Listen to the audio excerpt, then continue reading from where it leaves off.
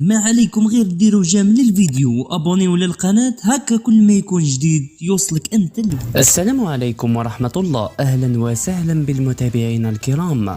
4 لاعبين جدد في قائمة المنتخب الوطني الجزائري والمعنية بمباراتي مالي والسويد. لنتابع التفاصيل. سيعلن الناخب الوطني الجزائري جمال بلماضي عن قائمة المنتخب الجزائري المعنية بتربص نوفمبر الحالي الذي سيواجه فيه الخضر كل من مالي والسويد وديا. وكشفت مصادر إخبارية عن وجود بعض اللاعبين والأسماء الجديدة في قائمة الخضر، حيث يتعلق الأمر بكل من مهدي لايريس لاعب سامبادوريا الإيطالي، وفارس شعيبي لاعب تولوز الفرنسي، بلال مسعودي لاعب كورتريك البلجيكي، وغايا مرباح لاعب الرجاء البيضاوي المغربي.